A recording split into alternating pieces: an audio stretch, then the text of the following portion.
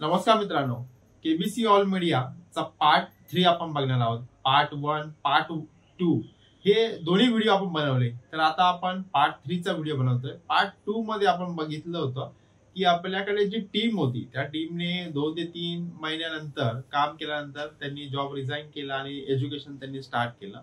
पहिली जी आपली first team होती त्याच टीम सोबत मी मुंबईमध्ये बिझनेस करण्यासाठी एकदा आलतो. एकदा म्हणजे आम्ही प्लॅन काय केलं की आम्ही तिकडनं रात्री निघालो आणि मुंबईमध्ये जाऊन एकदा आपण ट्राय करायचं, मार्केटिंग करायचं आणि मार्केटिंग केल्यानंतर त्यातनं किती कस्टमर आपल्याला भेटतात आपण बघूयात आणि जर कस्टमर भेटले तर आपण मुंबईमध्ये मार्केटिंग स्टार्ट करू आणि तिथे पण आपण बिझनेस स्टार्ट करू. ही एक आमची प्लॅनिंग होती.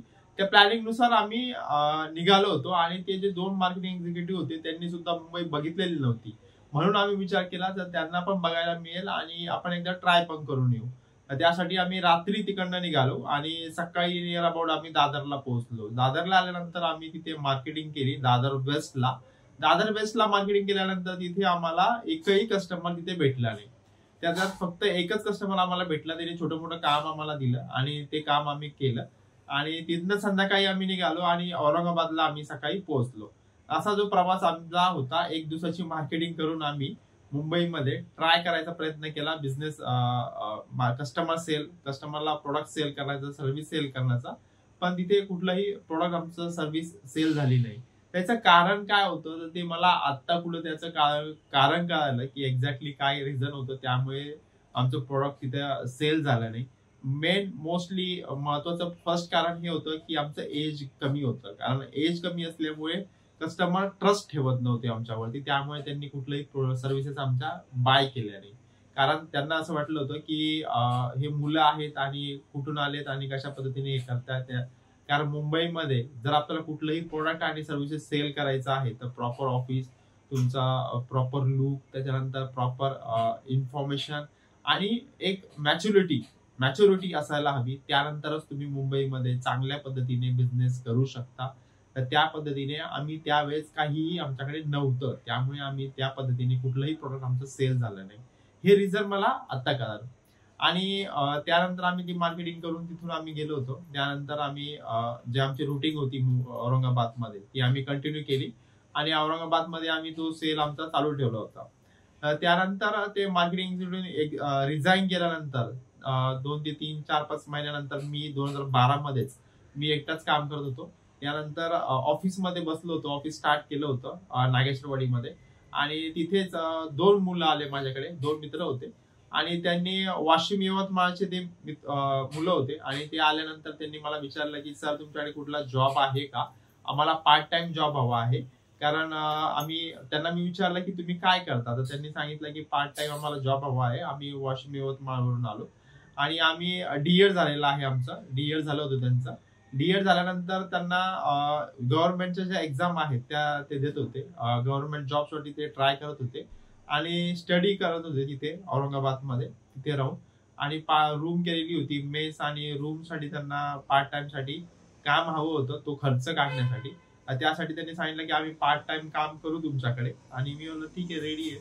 तुम्ही पार्ट टाइम जॉईन करा माझ्याकडे आणि काम स्टार्ट करा. आता त्यांनी पार्ट टाइम काम स्टार्ट केलं.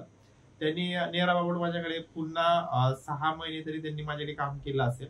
त्यानंतर त्यांना त्यातला एक जो होता तो अधिकारी म्हणून त्याला जॉब जॉईन झाला आणि तो जॉबला लागला आणि त्याच्यात दुसरा जो मित्र होता त्याचा तो शाळेमध्ये शिक्षक म्हणून जॉईन झाला आणि मग दोघांनीही जॉब रिझाईन केला आणि त्यांच्या नवीन जॉबला ते जॉईन झाले.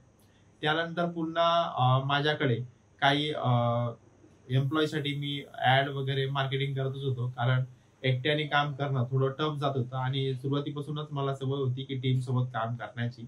म्हणून मी वेळोवेळी वेगवेगळ्या ऍडव्हर्टाइजमेंट देऊन मुलांना हायर करत होतो. त्यामध्येच काही असे 2-3 मुलं आले माझ्याकडे की त्यांनी 1 महिना जॉब केला माझ्याकडे आणि सर्व शिकले माझ्याकडे आणि शिकल्यानंतर स्वतःचा बिझनेस करायचा प्रयत्न केला त्यांनी जाऊन, पण त्यांना जमलं नाही. त्यानंतर पुन्हा त्यांनी जॉब जॉईन केला. त्यापैकीच एक मुलगा होता मुकुंदवाडीचा. त्यांनी माझ्याकडे आला. तो 1 महिना जॉब केला सिडकोचा आणि जॉब केल्यानंतर जसं त्याला थोडंसं नॉलेज झालं त्यानंतर त्यांनी रिझाईन केला, जॉब सोडला आणि स्वतःच औरंगाबादमध्ये त्यांनी प्रयत्न केला सुरुवातीला, पण त्याला जमला नाही. मग त्यानंतर त्यांनी तो सोडला. त्यांनी कुठेतरी दुसरीकडे जॉब केला. पुन्हा तो गुजरातला गेला, तिथेही जॉब केला आणि नंतर त्याने गुजरातमध्ये स्वतःची डिजिटल मार्केटिंग एजन्सी स्टार्ट केली आणि आता तो गुजरातमध्ये त्याची एक एजन्सी आहे, ऑफिस आहे, दिल्लीमध्ये आहे आणि राजस्थानमध्ये आहे. तर तो डिजिटल मार्केटिंग एजन्सीमध्ये त्यांनी चांगल्या ग्रोथ केली त्या 3 स्टेटमध्ये आणि मध्ये मध्ये तुम्हाला कॉल करत असतो, कनेक्ट आहे तो माझ्याशी. त्यानंतर दुसरा 1-2 जे मुलं होते त्यांनी ट्राय केलं, त्यानंतर त्यांनी जॉब स्टार्ट केला. पण त्यापैकी जे मुलं होते आणि ज्या पद्धतीने आम्ही कस्टमरचं काम करत होतो त्या कस्टमरच्या कामाला सुद्धा आम्हाला चांगलं यश होत होतं. कारण आम्ही ज्या कस्टमरचं काम करत होतो त्या कस्टमरचं काम केल्यानंतर त्यांना चांगल्या प्रकारे रिस्पॉन्स मिळत होता, त्यांना कस्टमर्स मिळत होते आणि त्यामुळे आम्हाला अजून कस्टमर भेटत होते आणि रिकरिंग ते कस्टमर आमच्याकडे येत होते. कारण मी ज्याही कस्टमरचं काम करत होतो त्या पूर्ण मन लावून आणि स्वतःचा बिझनेस प्रमाणे त्यांचा जो बिझनेस आहे त्या बिझनेसमध्ये काय कशा पद्धतीने ग्रोथ करता येईल हे समजून ते काम करत होतो. त्या काम केल्यामुळे भरपूर त्यांच्या बिझनेसची ग्रोथ झाली. भरपूर असे बिझनेसेस आहेत की ते खूप ग्रोथ झाली आणि ते माझ्याशी कनेक्टेड आहे आज पण.